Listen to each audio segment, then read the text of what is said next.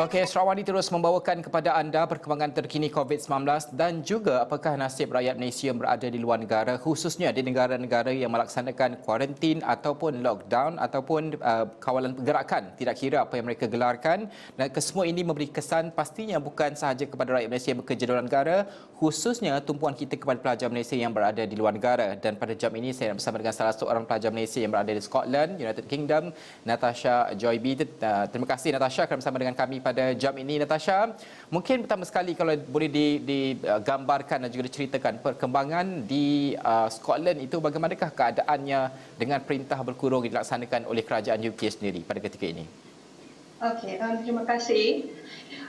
Kerajaan UK telah melaksanakan lockdown pada 3 minggu yang lalu, iaitu pada 24 Mac.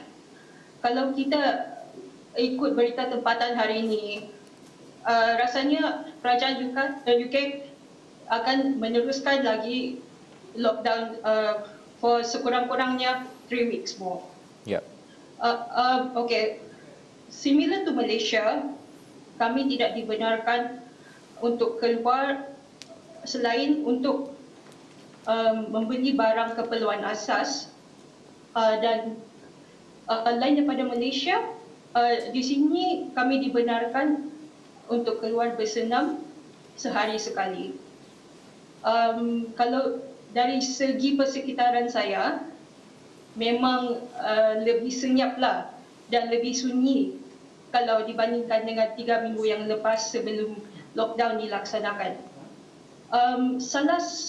Satu perbezaan yang amat ketara lah yang saya observe adalah dari segi perbezaan attitude. Sebab pada awalnya, secara jujurnya saya cakap, masyarakat di sini mereka tidak berapa mengambil serius wabak ini. Tapi setelah UK telah merekodkan kes yang sangat tinggi dan juga jumlah kematian yang tinggi, memang nampaklah perbezaan dari segi attitude. Mereka lebih mengambil berat, dan juga apabila saya keluar untuk membeli barang keperluan asas, memang boleh nampaklah lebih ramai individu yang memakai mask. Ini sangat jauh berbeza dibandingkan dengan 3 minggu yang lepas, di mana pemakaian mask itu sendiri dipersoalkan. Natasha, bagaimanakah keadaan pelajar Malaysia di sana? Kita faham awareness itu memanglah kadang-kadang ada permasalahan di Malaysia pun ada ya, kes-kes begitu. Tapi kalau dari segi pelajar Malaysia yang Natasha ketahui, komuniti dan juga fraternity pelajar Malaysia di Scotland itu, kerana ada pelajar Malaysia yang mahukan mereka ini dibawa pulang ke Malaysia. Bagi Natasha dan juga rakan-rakan lain, apakah pendirian pada masa ini? Adakah mahu pulang ataupun merasakan risiko itu wujud jika pulang ke Malaysia? Bagaimana keadaannya? Okey, secara peribadinya, saya sebagai pelajar tajaan kerajaan UK, saya dan ada fellow scholars, kami memang diberi pilihan untuk balik ke Malaysia ataupun untuk terus duduk di UK sehingga tamat tempoh pengajian. Secara peribadinya, saya pilih untuk stay on di Glasgow atas 2 faktor.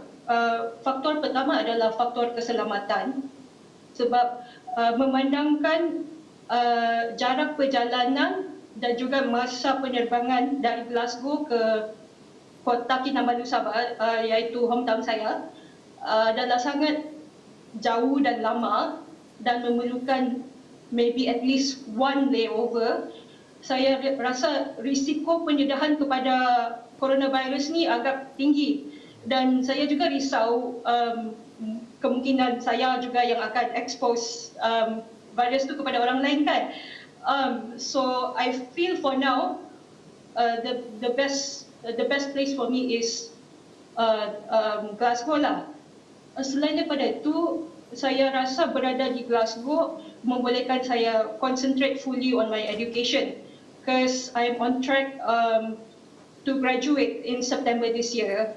So itu macam lebih kurang 5 bulan, 5 more months to go. So rasanya it's okay for me to stay on lah. Dan rasanya dalam keadaan lockdown ni, dengan kurang distraction, saya lebih cenderung untuk fokus on my studies lah.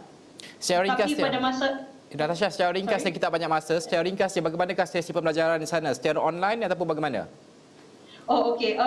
Buat masa ni semua proses pembelajaran dilakukan secara online melalui aplikasi seperti Zoom, Google Hangouts Ya. dan Skype. Okey. Dan juga universiti saya tersendiri pun ada their own system yang membolehkan online or virtual learning. Okey.